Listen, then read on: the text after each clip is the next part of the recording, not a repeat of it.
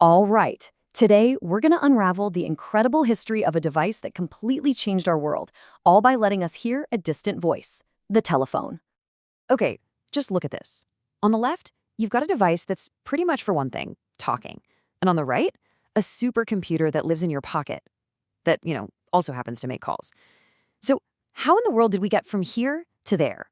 Well, it's an amazing story, full of innovation, a little bit of controversy, and our fundamental need to connect with each other. So, first things first, let's get back to the absolute core idea.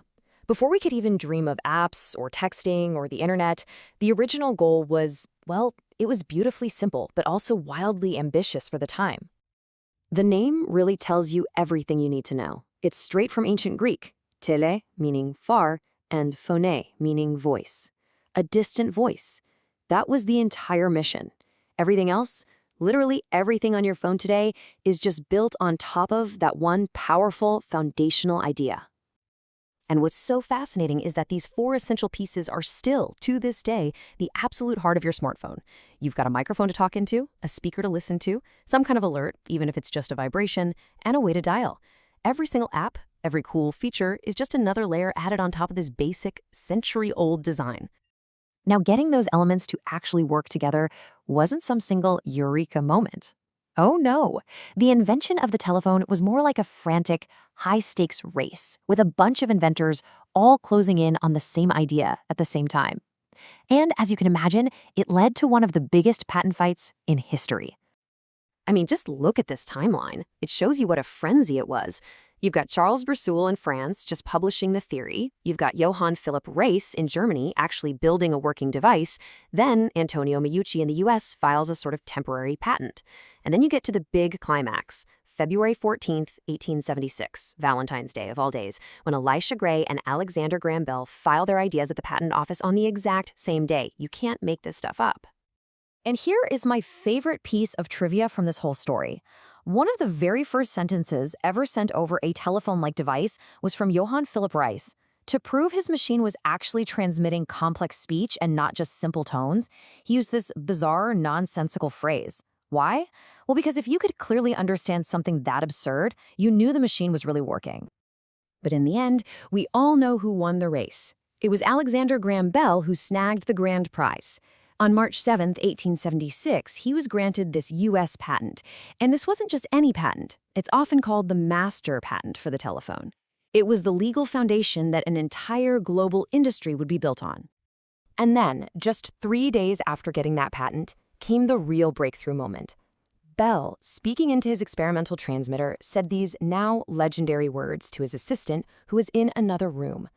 For the first time ever, clear, understandable speech was sent through a wire. The distant voice was no longer a dream. It was reality.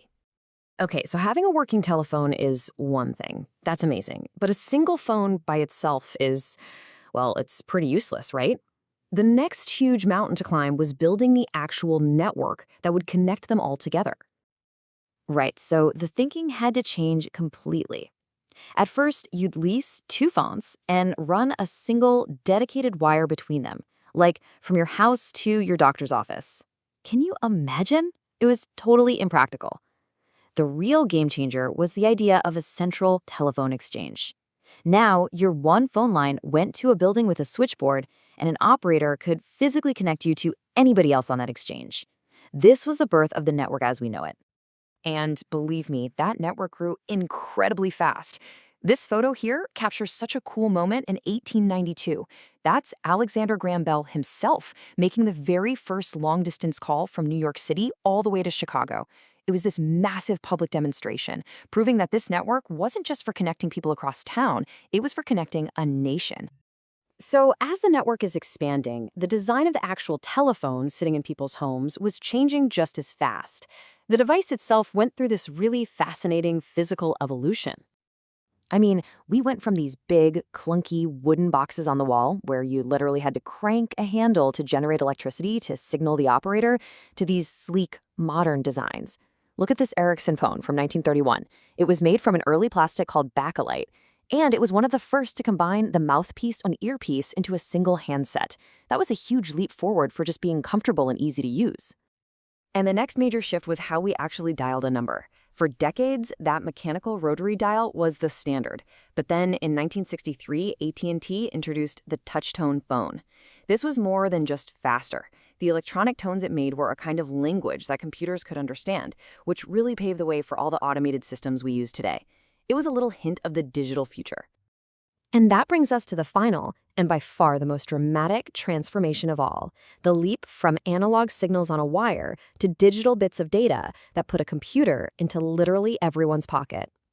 You know, none of this modern magic would have been possible without this one tiny invention, the transistor.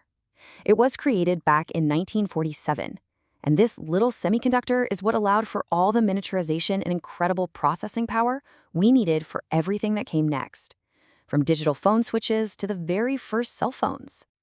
This whole digital disruption really happened in 4 big waves. First, cordless phones finally cut that last physical wire in our homes. Then mobile phones took the entire network wireless.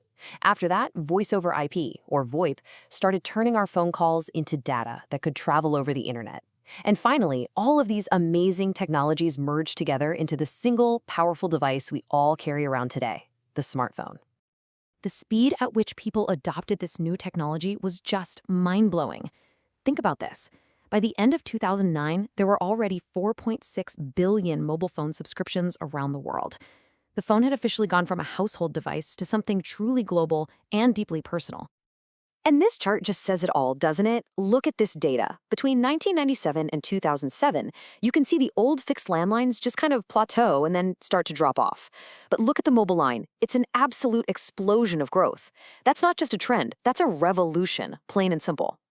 So when you step back and look at the whole journey, from a simple gadget to send a distant voice to this networked global supercomputer, it's just been incredible. It started out by connecting our voices. Then it connected us to all of the world's data, which really just leaves one big question. What's it going to connect next?